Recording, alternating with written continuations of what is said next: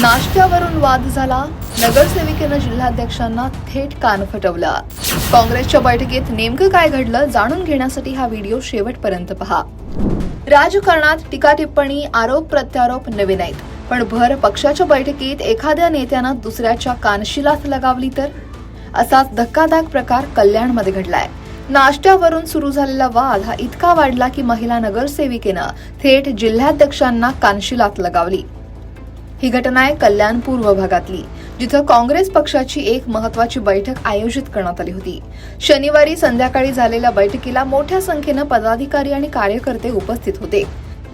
समोर आलेल्या माहितीनुसार नाश्त्याच्या व्यवस्थेवरून कार्यकर्ते आपापसात बोलत होते. त्यावेळी नाश्त्यावरून काँग्रेस नगरसेविका कांचन कुलकर्णी यांना पक्षाचे जिल्हाध्यक्ष राजाभाऊ पातकर यांनी शिवीगाळ केली. तेव्हा कुलकर्णी तिथं नव्हत्या, मात्र महिला कार्यकर्त्यांनी हा प्रकार कुलकर्णींना सांगितला. ही गोष्ट ऐकून त्या नगरसेविका कांचन कुलकर्णी यांचा पारा चढला. त्यांना राग अनावर झाला आणि त्यांनी थेट राजाभाऊ पाटकर यांना गाठलं. त्यानंतर पातकर यांना जाब विचारला, पण पातकरांनी उद्धट उत्तर दिल्यानं कुलकर्णी यांनी त्यांच्या कानशिलात लगावल्याचं कार्यकर्त्यांनी सांगितलं.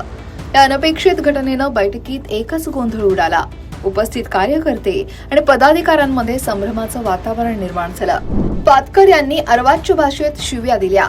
ही बाब मला महिला कार्यकर्त्यांनी सांगितली आणि याबाबत मी त्यांना विचारणा केली असता त्यांनी कार्यकर्त्यांसमोर पुन्हा उद्धट भाषा वापरली आणि त्यामुळे मी त्यांच्या कानशिलात लगावली. मला याबाबत कोणतीही खंत नाही, अशी प्रतिक्रिया काँग्रेसच्या नगरसेविका कांचन कुलकर्णी यांनी दिली. खरं तर एका महिला नगरसेविकेबद्दल जिल्हाध्यक्षांनी अशी भाषा वापरणं कितपत योग्य आहे, असा सवालही काही कार्यकर्त्यांनी उपस्थित केला. पण या घटनेमुळे कल्याणमधील काँग्रेसमध्ये सुरू असलेली अंतर्गत गटबाजी आणि नेत्यांमधली धुसफूस चव्हाट्यावर आली आहे. पक्षाच्या वरिष्ठ नेत्यांनी याची दखल घेतली आहे. आता नगरसेविका कांचन कुलकर्णी यांच्यावर पक्ष कोणती कारवाई करतो, त्यांचं म्हणणं कशा प्रकारे समजून घेतो हे पाहणं आता महत्त्वाचं आहे. विशेष म्हणजे या प्रकरणी राजाभाऊ पाटकर यांच्याशी संपर्क साधण्याचा प्रयत्न केला, पण त्यांचा मोबाईल बंद असल्यानं प्रतिक्रिया मिळू शकली नाही. राजकारणात मतभेद असणं स्वाभाविक आहे, पण ते सोडवताना राजकीय मर्यादा आणि आदर राखणं हे आवश्यक आहे. महाराष्ट्राच्या राजकारणात असे प्रसंग यापूर्वीही घडले आहेत, पण सार्वजनिकरित्या अशा प्रकारे हात उचलणं हे निश्चितच चिंताजनक आहे. या संपूर्ण प्रकाराविषयी तुम्हाला काय वाटतंय? कमेंट नक्की करा आणि लोकमत सबस्क्राईब करायला विसरू नका.